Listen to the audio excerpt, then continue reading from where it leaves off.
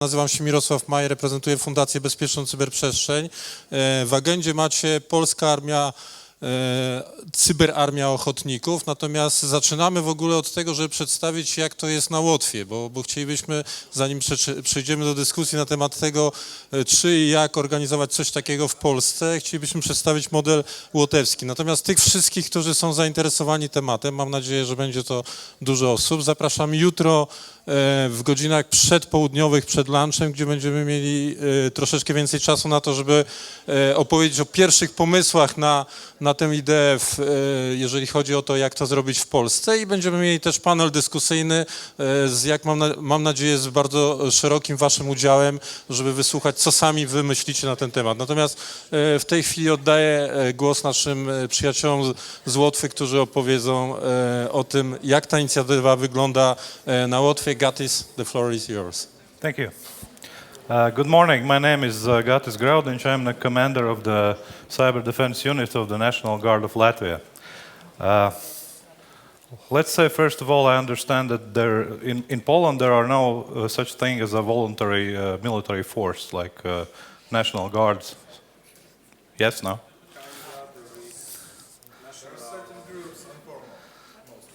Informal, but they are not tied to the military, right? I'm not sure what you're asking about. We have something like voluntary reserve forces, if that's what you're asking. Okay, I'm speaking about the militarized force who can provide assistance when it is needed. Let me start with the motivational slide of the cyber realm of Latvia. As you can see, there are a lot of institutions who are responsible for a lot of things to go around, but there is also this little box here. It's called Cyber Defense Unit of Latvia. Our two main clients are the CERT LV, who are responsible for overall picture of the, let's say, internet situation in Latvia, and National Armed Forces. And the Cyber Defense Unit of Latvia is part of the National Armed Forces. National Guard is one of the, let's say, with the land forces, Navy, Air Force, and also there is National Guard. Let's not mix this with the reserve, because the voluntary forces, they have their tasks in the peacetime, they have their tasks in the wartime. They are not like called in to fill in the blank spaces when something happens.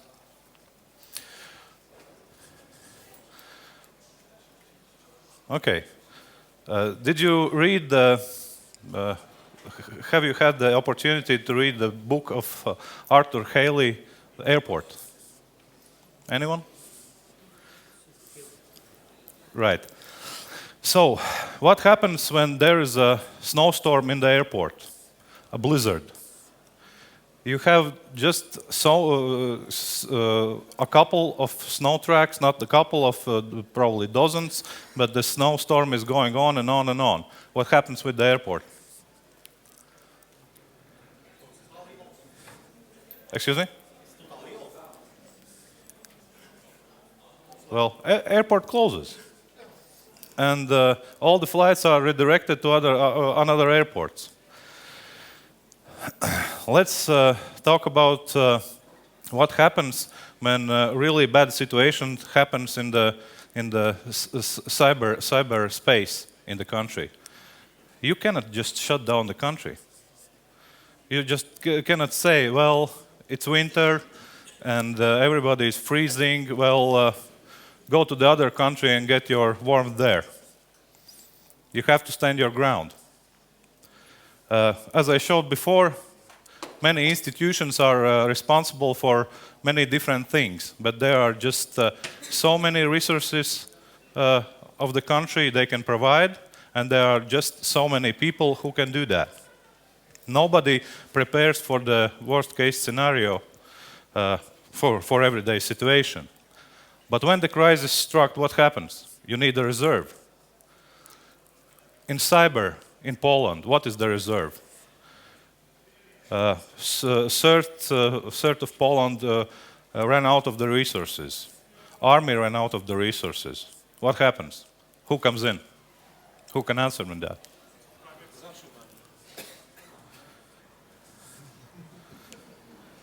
Okay.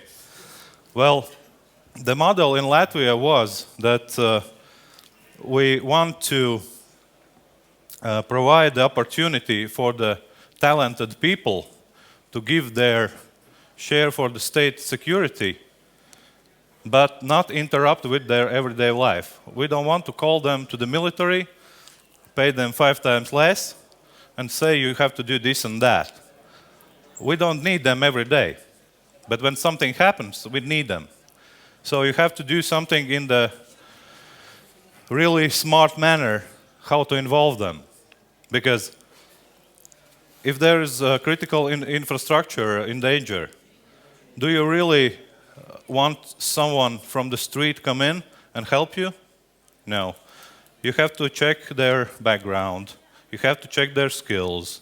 You have to know what they can do and cannot do. So the model in Latvia is based on the platform of the National Guard of Latvia. As you can see, the legislature was already there before we started to create this unit. National Guard of Latvia is an integral part of the National Armed Forces with aim to involve citizens of the Republic of Latvia in the protection of the state, I mean land, territory, and the interests of the society. Cyber realm falls under this interest of the society pretty neatly, right? So, what is the main reasons for the people to join this? As I already mentioned, one is to give some contributions to the state security. You live here, you like this country, you want to stay, you want to stand your ground. So this is patriotism. You want to devote maybe some time apart from your business and your family for the country. You are a volunteer. Participation during free time. What we do, we have our exercises, trainings, and we fulfill our tasks at the evenings of the working days and on the weekends. State compensates participation up to 30 years per day, so it's like 3 days per month. I think everyone understands what the situation is, and I think everyone can devote 3 days, like let's say 2 evenings of the working days and 1 weekend day to the security of their country. Yeah, compensates. It's not a lot, just gas money and to have your lunch. Yes, yes. Wszystkie osoby, które chcą skorzystać z słuchawek i z tłumacza, zapraszam tutaj przed wejściem. Można odebrać słuchawki. Can I go on? Thank you. The difference between professional army and the National Guard of Latvia is that the participation in the international missions is voluntary. As a professional soldier, as I am for nearly 22 years, if a country sends me somewhere, I have to go there. National Guardsman can choose he wants to participate or not. Well, and the main point here is that possibilities to build synergies among various different professions using their knowledge and experience. So we will never be able to pay talented people in cyber to be a full-time army guys. But we can involve them, we can train them, we can provide them participation in the very interesting military exercises. As a civilians, they will never get into those, but I can assure you there are many interesting things going on. As I already mentioned, the main task, we have 2 main clients, CERT-LV, civilian sector, and the National Armed Forces. If something happens in the civilian sector, in critical infrastructure, somewhere where the CERT-LV team cannot deal with, they ran out of the resources, they call us and say, do you have this expertise? can you provide this and this much people for this problem? Or a whole structure is tailor-made and task-based. I don't have like structure with different sections and responsibilities. These are officers and these are NCOs, non-commissioned officers. I have just a pool of the people, experts with some kind of the skills. And when the task is given, I look at the capability catalog and I see, okay, I need this guy, and this guy. This guy is not available. He has some kind of business in Australia. So you have to build this force larger than you anticipate something will happen, because with the voluntary force, not all the time all the people are available. Most of the tasks you need a team of 5, 6 guys, but you cannot base your all operation of the 5 or 6 really talented guys. Maybe they're not available at this time. You need 10 times more, maybe 20 times more, because this guy is not available, this one is. Well, this is a little overview of how we created our unit. As you all probably know, we woke up in 2007 when the large DDoS attacks hit Estonia, and later in the 2008 there were really good signs that state-sponsored attack hit Georgia. So we started to think about it. It takes some time to work with the decision makers, to work with the politicians, to build up the positive energy around the idea. And only in 2012 we started the formal situation analysis. In February 2013, Ministry of Defense said, yes, the concept is good. We need this kind of unit, we need reserve, and they formally announced that this unit will be created, and we started to looking for key people. Actually, I have 2 of my cyber guards here today. Alexander's is here, and Eric's probably wandering around. Okay. The key people, 3 or 4 key people who are opinion leaders within the community. You need to explain them the concept. They need to be devoted to it. They need to be patriotic. And I was lucky that I could find this team. Okay, July 2013, the paperwork, a lot of administrative issues with Army, of course, but that's my problem, not theirs. In February 2014, unit was fully established, personal equipment tables approved, we started purchases, we started training, we started to make plans and all this nice stuff what the Army does. And in January 2015, we are now almost fully equipped. We have our premises, we have the place where the people can come at every day or every night and work on the issues they've been given to or they want to. Of course, there are some control element because it's military, but what I am trying all the time to do is usually we don't have enough resources to train our infantry for the infantry tasks. And this is what I am saying all the time to the Chad, to the Minister of Defense. We don't need to train these guys to be infantry guys. Of course, we have some military stuff going on, but they just have to know how to defend themselves. They will never work as an infantry unit and fulfill some tasks.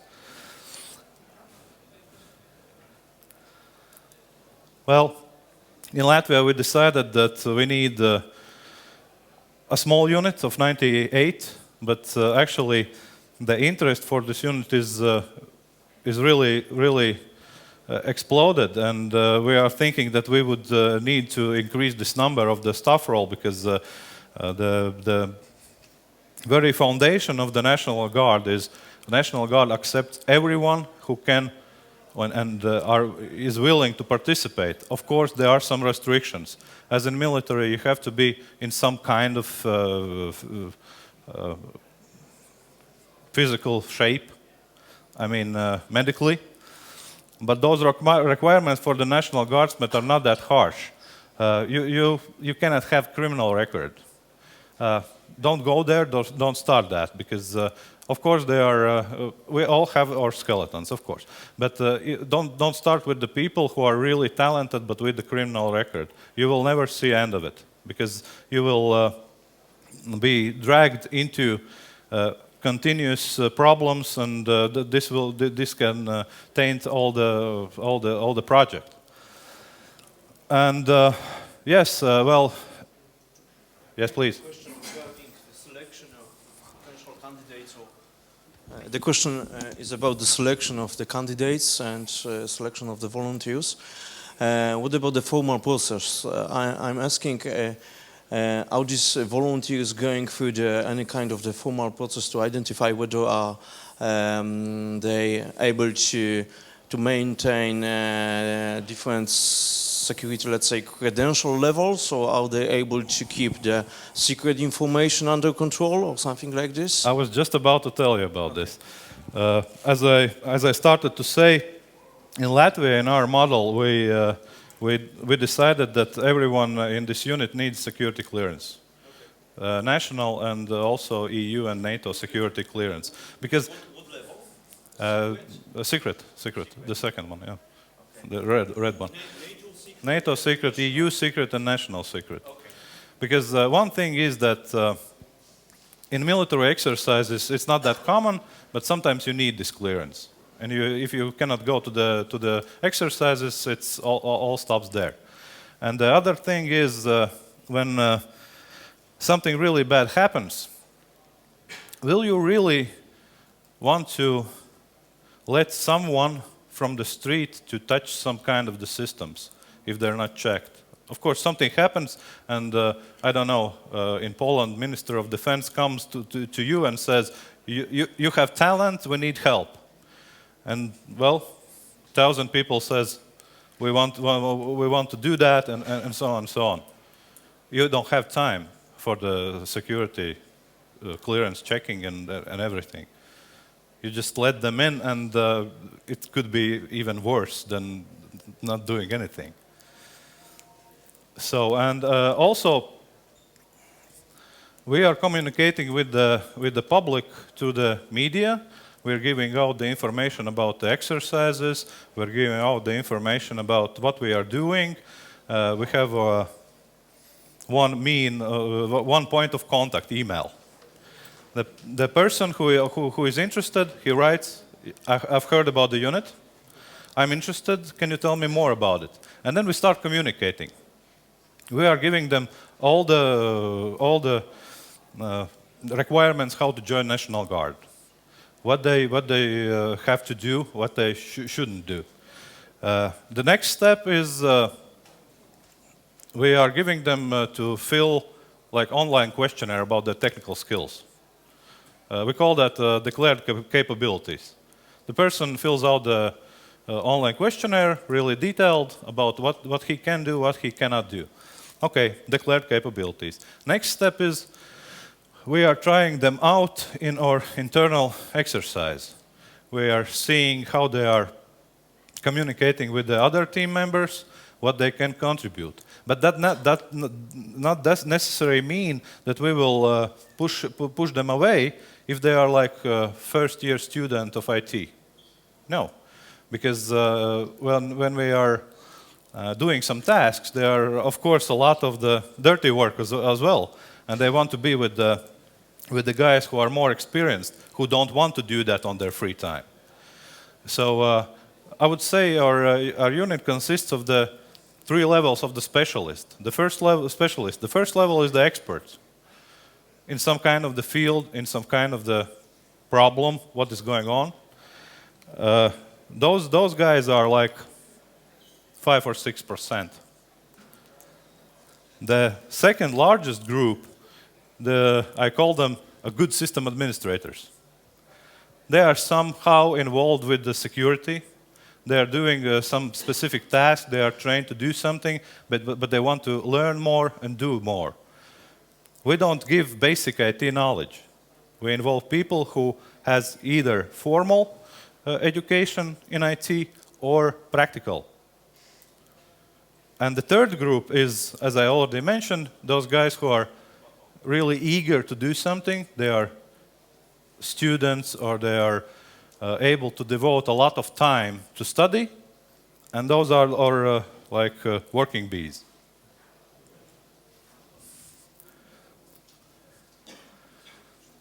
Okay, I already covered pretty much all of it. Yeah, well, 1 to 3 days. It's not that much, right? But if you need guys from some important exercise, your full-time guys are not available. Some kind of position is not filled. These guys come in. If you need to do some task, maybe not the really priority one, or the guys who are in every day are doing priority work, they want second opinion. They give us incident. Though, of course, they are sanitizing it out of all the sensitive information, but they're giving essence of the incident. And we are bringing together a team. We are looking at the incident, and we are giving them back the report, the information. And I can tell you, we had several of those, and as always comes out, if there are second opinion, that there is new findings. Even for the really professional and talented guys. Yes, this is the framework of our training program. Our training program is based on that everyone in the unit need basic understanding and basic skill in every aspect of IT security. Basic understanding. But the goal is that in 1 or 2 in these areas, they are looking forward to become experts. But they need the basic understanding of everything else, so they can work with other experts, they can build a team, because probably you know that in IT world, teamwork sometimes is a problem. Because everyone has his ways, and I've seen several times that 5 guys working on the same problem from different angles and don't communicate. Military is good for this, because we're really strong to create something as a teamwork, and to communicate, to come forward and say, I'm at this place, and where are you, and so on. First year, when we started, we thought that, okay, we will have a lot of problems to organize our own events, our own exercises, and so on. But right now, in the NATO, in the European Union, and in other formats, like in Latvia, we have our partner state in United States, it's Michigan. They already have really good exercises. And they're bringing us in. So in 1 year, we participated in 6 major exercises. Cyber Europe in technical and operational part, and Locked Shields, the really good technical exercise. Cyber Endeavor, United States led the exercise. Cyber Coalition, NATO exercise. This Stompe, this was a cyber paintball with the Michigan guys remotely. Great stuff.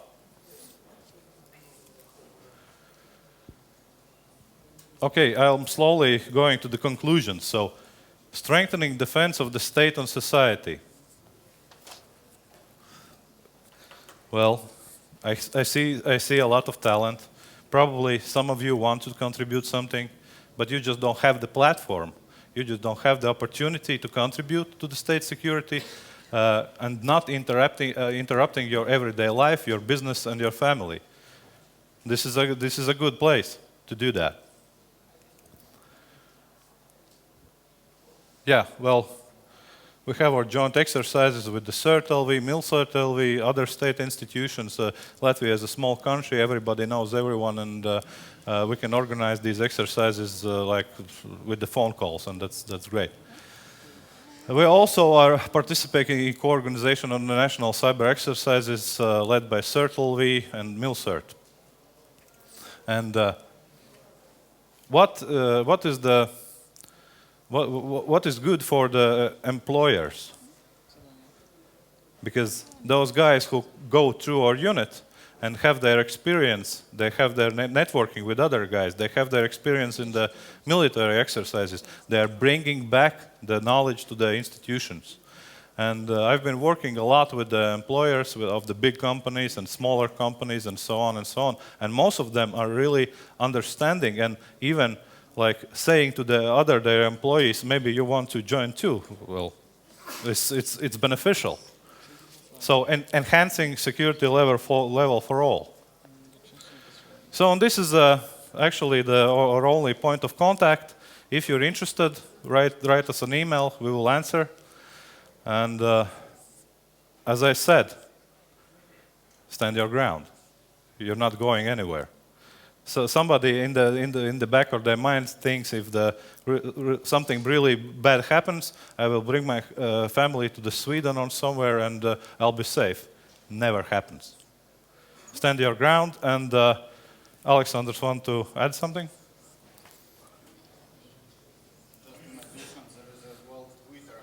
A little bit.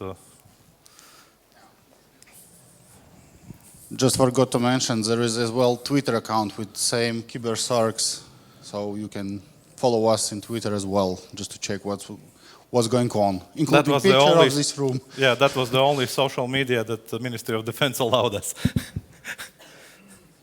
Okay, are we supposed to accept the questions or? Yeah, please. Hello, my name is Nazar. I'm from Ukraine. I was 2 days ago on presentation of Ministry Cybersecurity Unit of Ministry of Defense of Netherlands, and it was really terrible. So your presentation looks really impressive, and that's probably because your country was experiences this pressure from other countries. Let's call it other countries. Of cyber attacks, and what is interesting for me is to have cybersecurity unit. It's very important to have attack and defense, so breakers and and defenders. You have. I don't agree. Okay. Let me clarify my thought. If you have, we already experienced in Europe, in Ukraine, that special cybersecurity units from other countries hacking our ministries as well as Ministry of Defense.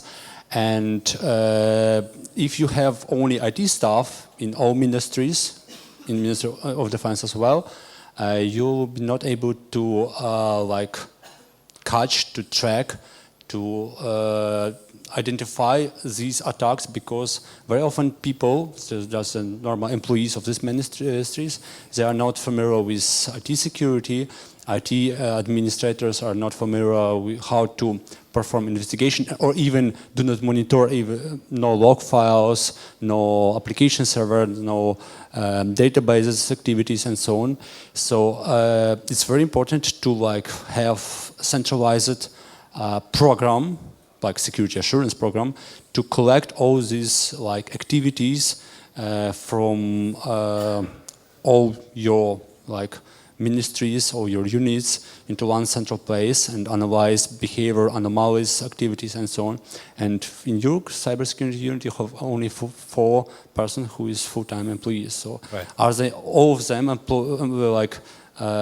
focused on analyzing logs, on analyzing behavior, activities, tracking if your ministries are hacked or no? So it's important to have this security information and even management system in place. So do you use something like this? Okay, maybe I was not clear enough.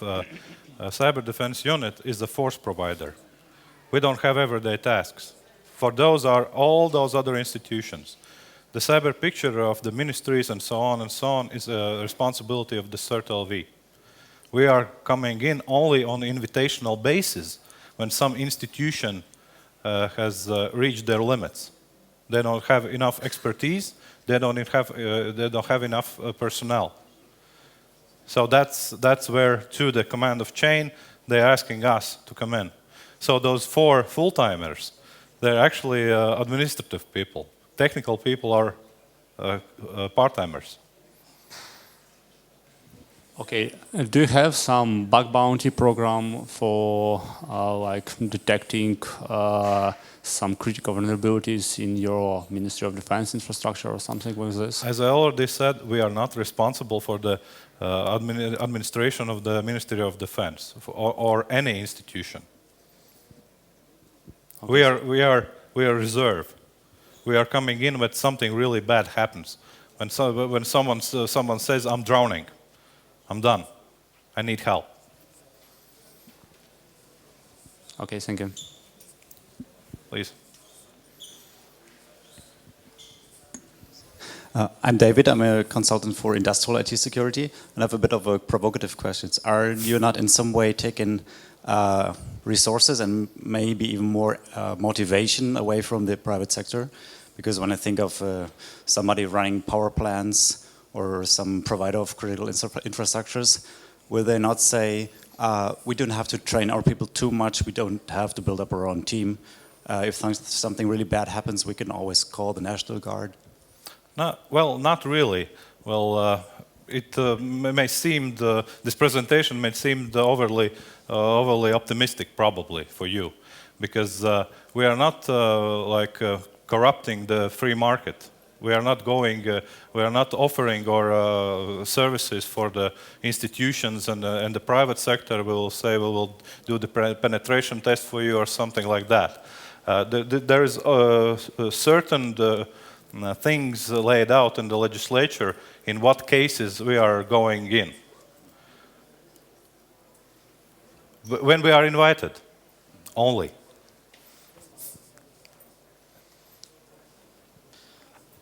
Okay, my name is Wojtek, and I Yeah. have a question. Do you have to be Latvian citizen to join those forces? Yes. Okay, so what about, because I know there is a large population of people in Latvia who don't have Latvian citizenship. So They have the possibility to gain the Latvian citizenship. If they didn't get it, they don't want it. Okay, thank you. There's a really kind of way to do that, and if they want to do that, so they don't want to be a Latvian citizen. It's not that hard, even for you, I think. Hello, my name is Thomas. Did you hit any problems during security clearance, or did you reject some people because of the security clearance? Okay, we are now in the process, because you know the acquiring of the security clearance is a long process. NCA, National Security Agency, and all those institutions, they take a lot of time to do that. Up until now, we didn't have any problems. But I think this is a success because in the process of admission to the unit, we are really in detail explain people what would be those cases when they cannot obtain the security clearance. So up until now, we're good. I foresee that there would be some kind of the problem because there always is. But still, in the other units of the National Guard, we are the only unit of the National Guard that needs security clearance. You cannot join our unit. Maybe you can join, I don't know, engineer battalion, like artillery battalion or something. They don't need security clearances. If you want to devote some time to the security. Hi, my name is Dipankar. I work with UBS. My question is, in case of a wartime scenario, would you need an invitation to join, or do you do it voluntarily? Very good, and this was actually the more provocative question than yours, because as you all, we talked about the security clearances. Of course, all the wartime plans are classified. There are plans in place, what we do and how we do it, but unfortunately, I cannot discuss it with you. You mentioned about wartime plans. I meant when you're attacked, not necessarily attacking someone. Well, No, it's just a joke. why I said I don't agree with that there are like defenders and attackers. There are no defenders and attackers. Everyone is attacker. Because if you want to defend something, you have to be attacker. So that is the answer. Official position of the Latvian country is that we have a cyber defense unit, and there are no planning documents or anything laid out in our legislature that would say that we could look at the scenario that we attack someone. This is an open answer for imagination, probably. So you mean defense is the best form of attack, or offense is the best form of defense? That's that sort of a strategy. If you're threatened, I think we are. Well, in the classical military also there's defense, there's active defense, there's offense, and politicians can play with those terms, but. I would say in the cyber more so than in the classical military, the attackers are in the really good place, resource-wise and in any other wise. Because in the classical military, you know, there is a company in defense. You need 3 times more troops to attack them. 3 times more resources, and so by the book, and then you can hope that the attack will succeed. In cyber, attack is cheap. Defense is expensive. I hope peace prevails and nothing happens. So Well, thank you for your answer. That's why we are here, deterrence. My name is Grzegorz, and the first question is, do you think that relying on the volunteers makes sense during the crisis? And have you evaluated the risk, whether these people, for instance, can take care of their families instead of being involved in the tasks? This is the first question. And the second question is about the potential in Poland. So I don't know if we can ask the audience whether they have security credentials or not. Security credentials, secret or above, just to measure if this kind of initiative is possible in Poland within this kind of people.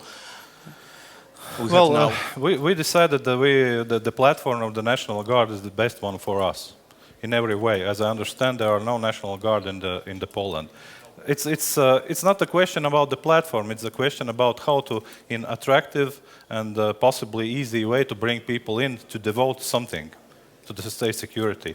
I don't have the ready answer for the Poland situation, but I think the discussions are going on, and you will find some way how to involve those people. And to answer your first question, of course we didn't test it, but something happens. But well, this is from the classified stuff already. Okay, we don't see that in the Baltics and in the Poland will be some kind of the overall frontal war. This will be some kind of the crawling. If it happens, I hope not. Crawling incidents coming in, incidents going out, and so on and so on. And as I like to say, the cyber is like modern artillery. In Georgia as well. Well, before the troops went in, there were cyber attacks. They're like preparing the ground. They're like preparing the mines, and so on. I don't see the situation where someone from my unit, but actually they understand the risks also. Someone from my unit would say that I need to run somewhere, because actually, when we are doing our tests, who's available, I don't need them to come, like in classical military, I don't need them to come in the unit. They just need to answer, I have equipment, I'm connected, I can do something. So he can sit in Australia and do something.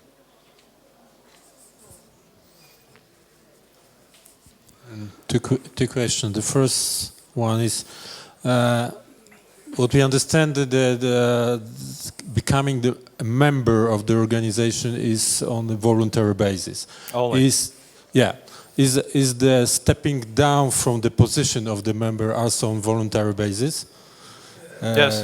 For the legislative, for the sake of the lawyers, they are signing the contract for 5 years. But stepping down from the position of the National Guardsman on the judicial side is very easy. He just writes to report to the commander of the National Guard, I have to leave the National Guard, the reasons are this and that. And if he wants to, we will let him go. And the second question is, do you cover with your initiative only ICT security technical aspects, or maybe other ones like legal, or if not, are there any plans regarding Really this? good question. Actually, the plan and concept was just to collect, just to bring together the technical guys. But really fast, we understood that we need also lawyers. We also need media specialists. We also need social engineering specialists, who are not always necessary technical guys in ICT. So these three professions are crucial, because in every exercise, in every task, there are always questions about the jurisdiction. As American counterparts always say, we have all the technical capabilities. These are only 20% of the problem. 80% of the problem, what we can and what we cannot do in the manner that nobody on the team gets hurt afterwards. I mean, like put in jail for something. So yes, lawyers, media specialists. There are plans to do it, yeah, in the future. We already have those. We already have those. Couple of those guys. We are that wasn't the initial plan, but we really fast understood that we need it. We need them.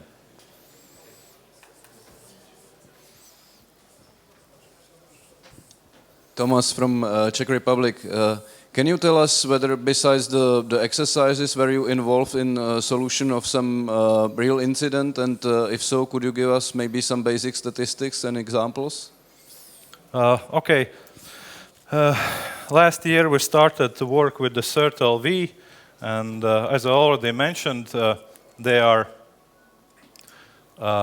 sanitizing the real incidents. Sanitizing meaning bringing out all the commercial information, sensitive information, because the relationship between the CERT-LV and industry is based on mutual trust.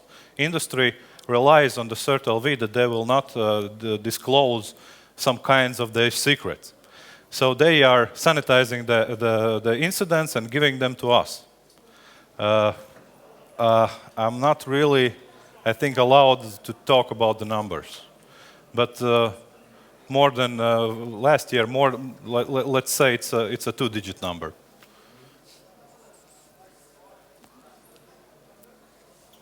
Please. My name is Tomek. Besides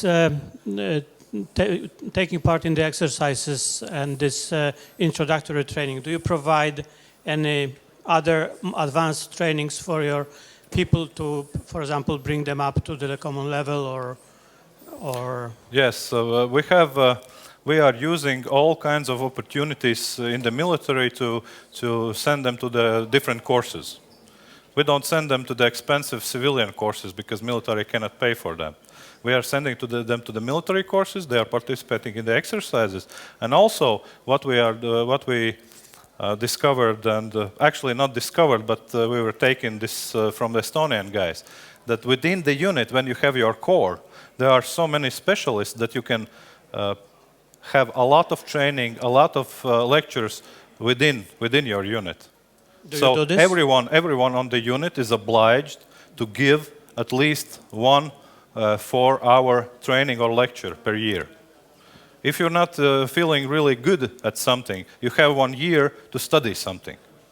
We are not like really enforcing this, but this is the roadmap for them. So you're joining the unit, you need to provide also some kind of training for other guys on the team. So we're using internal services, and only then we outsource. Of course, we outsource as well. The people for industry are interested to come in and give some kind of training or lectures. We are acquainting them with some military things, you know, a lot of stuff: information warfare, psychological operations, intelligence operations, I don't know, development of the robotics. Someone is a specialist in this one. Well, let's bring him in and discuss how this would influence the security in the future. And one more question.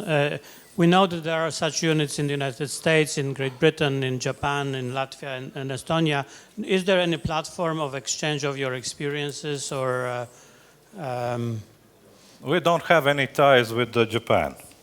We have really close relationship with the Estonian Cyber Defense Unit.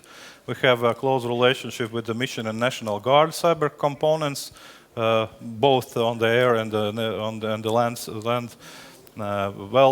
We have on the information exchange level with the Lithuanians, information exchange level with the Germany.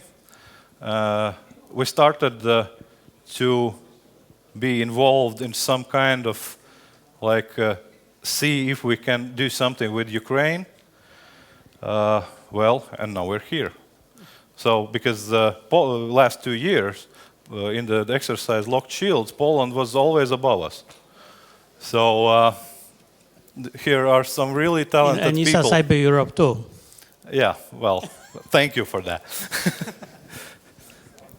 So I think Latvia, Baltics, and Poland, they face the same regional threats.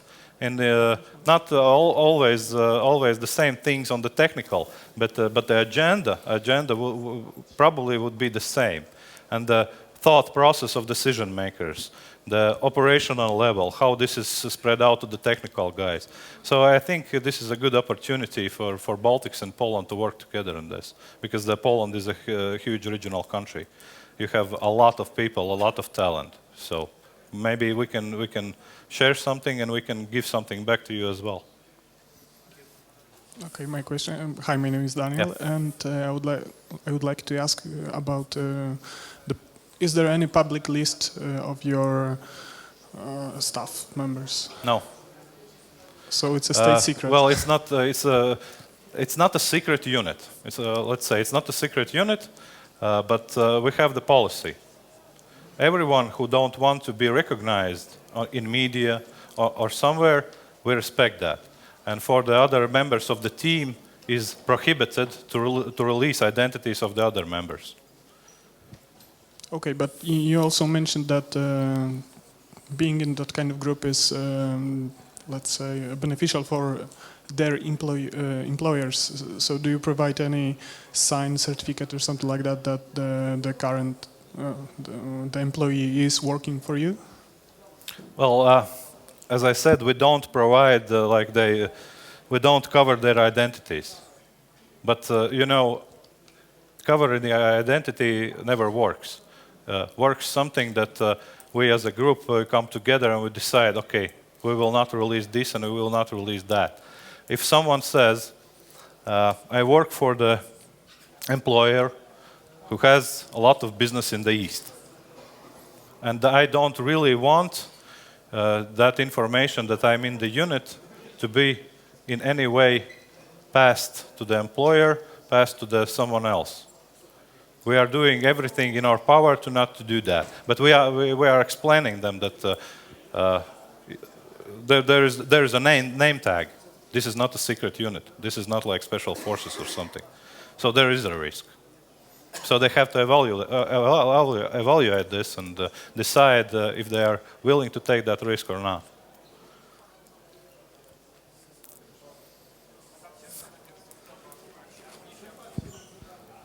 What is that?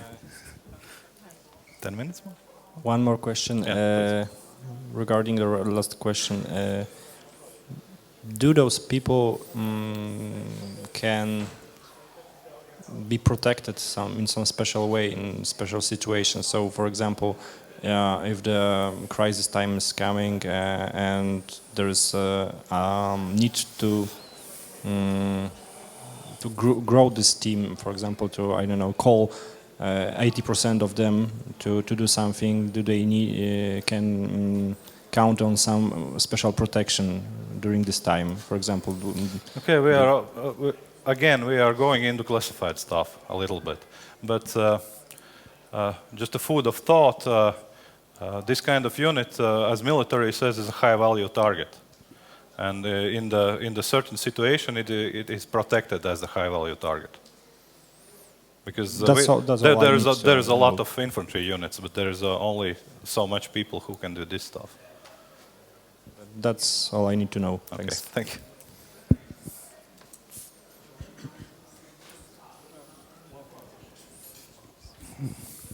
One small question. From your point of view, what is more challenging to find a guy who is able to go through the clearance formal procedure, or to find an expert?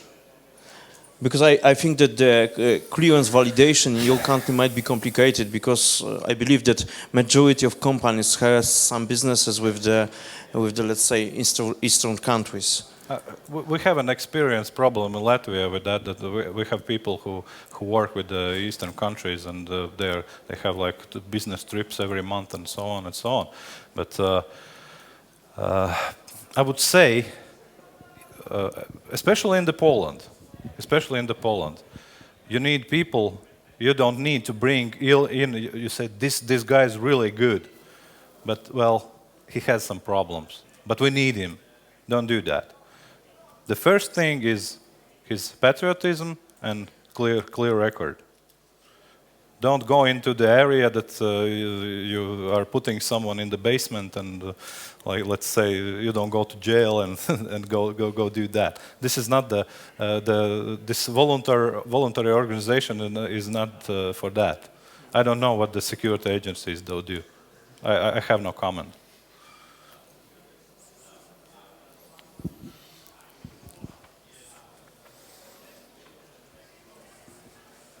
Hello, my name is Mateusz. I have a question about law regulations. Yes. In your law. Do you have any special permissions to work with your team or not? In our law of the National Guard, there are 10 main tasks, and one of these tasks, which gives us the authority, is to support. To resolve or mitigate incidents in the cyberspace, to support CERT-LV and the National Armed Forces. And coming from this level of the law level, there are other regulations and manuals and standing operational procedures who come from that. Yes, we have managed to put this through our parliament, and we have this regulation in our law. Because as I understand, you are helping also some companies or private sector. Only through the CERT-LV. Because private company, if something what they do is critical, they're in trouble. First they go to the CERT-LV. If CERT-LV is not able to help them, they need more resources, and this is a critical thing. I want to be clear. We are not trying to go and help every private company with their administration. No, we are talking about the stuff that is critical for the existence of the country. So they go to the CERT-LV, they evaluate things. If they are not able to help, they can call us. So are you not afraid about people who are volunteer for you, that they can even do worse because they have some special access to critical? Yeah, well, this is what I said. It's on an invitational basis, on the mutual trust. I don't see the scenario that a bank would ask for help. For example, the institution of banking, they will never release this information, of course. And the banks, if they are major banks, they are critical infrastructure. So this is a challenge. But I believe until the last moment, they will try to find the resources and ways how to do it for themselves. Okay, thank you. Do you think that it's possible that your team will be involved in the critical infrastructure protection, assuming that this infrastructure protection is private? For instance, you have a massive attack against the banking system. Right? Yes. Okay. Yes. Banks, people don't have possibility to take money, to pay for food. They don't have water. They don't have heat. They don't have electricity. We are just like a force provider when everything else which is built for everyday situation fails. We are just preparing for the, hope for the best, prepare for the worst. Have you formally identified these owners of the critical infrastructure? Do you have a formal Yes, and the owners of the critical infrastructure, there's a list of them, and they are managed for by the National Security Authority in conjunction with the CERT-LV. But I don't know why, because it's obvious which is critical infrastructure or not. But in Latvia, a list of the critical infrastructure is also classified. That doesn't make real sense, but they did that.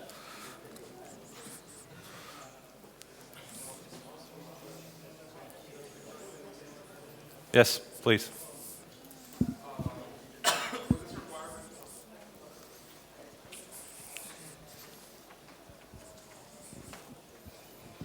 Hi, my name is Vladimir. I work for HP, application security analyst. Basically, with the requirement of having a clear record, aren't you afraid that the attackers that will attack your critical infrastructure without this requirement will be just better technical specialists than those who will have a clear record and will work for you? Already, defending is a lot more complicated than attacking.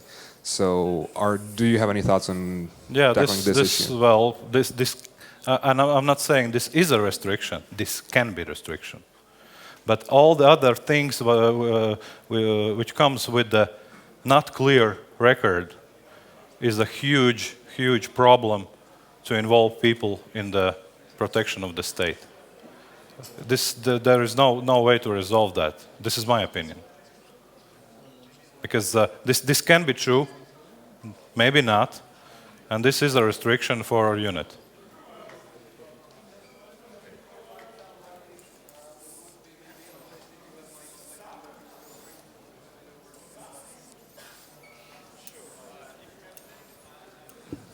Okay, I think that's probably the longest question and answers session I ever heard. Thanks to our last presenter.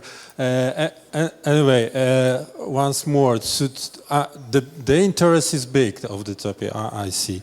So once more, tomorrow before the lunch we've got a discussion, we've got panelists, and we will investigate the concept and present some ideas for concept of how to do it in Poland, if it is such interest. And of course, all these questions and great presentation will help us to have some ideas about our case. So thank you very much to Gatis for this presentation.